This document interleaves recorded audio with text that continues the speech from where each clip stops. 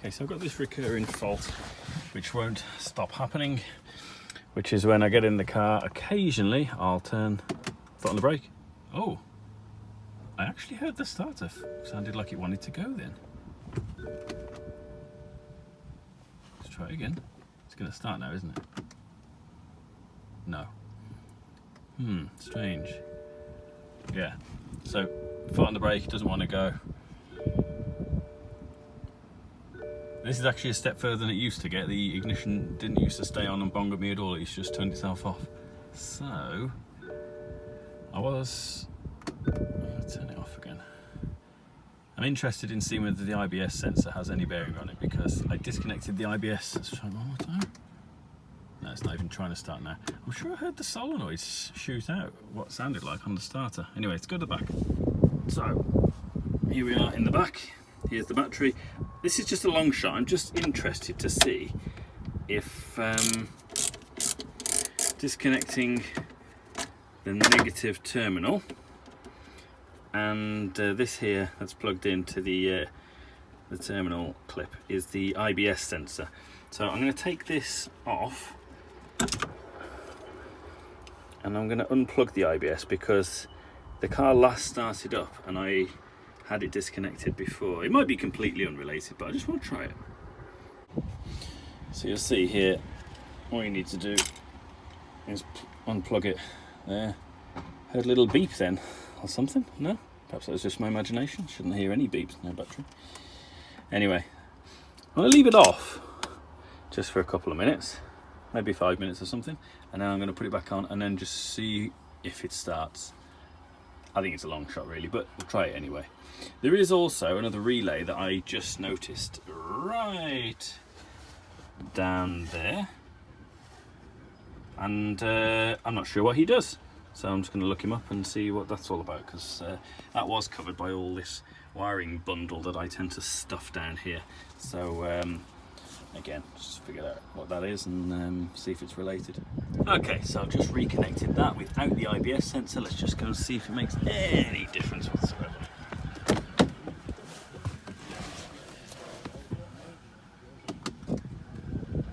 No, it doesn't. Okay, answers that then. Okay, so looking at where my faults are, I've got some faults under the DME. Now if we look to see what we've got, first one, we know I've unplugged the IBS, so that's why that's there. But then we've got a permanent error on all the preheater plugs open circuit. Now this was an error that came up beforehand, and I replaced the glow plug module just because it was cheap, and it's still there. So let's go and investigate why and where the power supplied from, and trace it back to where the problem might be.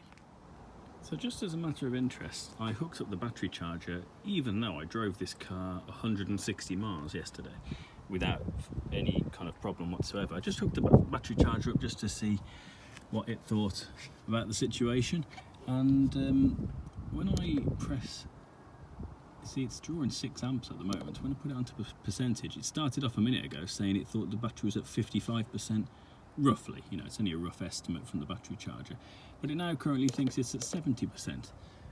So what's wrong? Now I know the alternator works because I tested the voltage when it was running the other day and it was perfect. The alternator is working and is supplying the right voltage, but I don't know, maybe there's a problem with the IBS system and it's discharging the battery overnight or something like that. I don't know, it's just a thought, but let's let it charge up and see whether the car has a different feeling about starting after we've done that. So whenever you've got a no start, no crank situation with the car, it's always best to go back to the battery, which is what we started with. I know the battery's good, I know it's full of charge, work from that point backwards. So that's why I had my test light out, and I'll just show you what we were testing in the engine, just from a very basics point of view. Okay, so in the N57 engine, we have this big power cable that comes over from here Now this is where you would jump start the car. So you have the positive terminal there and the ground there. This is always hot, okay?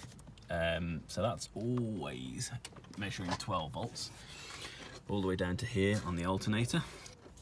And then this here, this cable runs all the way back and it runs to the glow plug module, which you can't quite see it now, it's just tucked behind back here. So I unplugged the glow plug module and used the multimeter and the test light, and we're getting 12 volts there, so that I know even though the glow plug module registered a fault, it is getting power. So when we know that, then it's time to get under the car, and that's when we can start having a look at the starter motor. So the starter motor has 3 connections, if you like. It grounds through its body where it's bolted to the engine, and then there's 2 terminals where there's 2 cables that go on. One is a permanent live, and that's that same connection I just showed you there. That's always hot, it's always measuring 12. And then the other thinner cable that connects to your starter motor is the signal cable. So that's going to send 12 volts down when you push the start button or when you twist your key, and that is what shoots the solenoid out to activate the starter and start it spinning. So when both of those terminals measure 12 volts is when your starter motor fires. So we need to go down and look at that, and that's the next stage, and that's when I'm going to look at what's measuring and whether everything's earthed correctly. So fundamentals. It's too easy, isn't it, to get carried away looking for bizarre faults when really you have to start with the fundamentals when you've got an electrical problem. I've just fixed the car, and it was something a billion times simpler than what I was imagining it could have been. I'm thinking control modules failed, some bizarre corrosion, sticking relays. As it turned out, it was a loose earth connection. As it turns out to be in loads of examples of people tracking down phantom electrical usually intermittent faults on their cars. Let me show you where it was anyway. I've been messing about in the engine bay just testing what's hot and what's not. And everything checked out just fine. I got under the car, and I'll show you where the earthing point is, which looked good, but until I messed with it, I realised, holy shit, that's really loose. And I'll show you. Okay, I don't know if you can quite see this earthing point. So this here is a big earthing strap that goes between the body and the transmission tunnel back here, and it bolts right on to the side of the transmission, just there. And that bolt, just up there, where this connects, right there, I don't know if you can see it well enough, that bolt looked tight, but was actually incredibly loose, because I forgot that at the very beginning of the job, when I was underneath, I loosened it to swing this out of the way to get the transmission out. And I didn't tighten it up. It looked tight, but it wasn't. So it's a little lesson for us. Fundamentals, eh? Right, let's just confirm that it still starts. So there we go. Happy days. Yeah, it's been started and stopped and driven plenty of times now, and there we go. There you go. Something as simple as an earthing point. So common, happens all the time on I've done it before myself as well. When you think about it, you just got to retrace your steps and think, this problem wasn't there before, it only occurred afterwards, it's got to be something I've done. So we found it, something dead simple in the end, which is great, I suppose.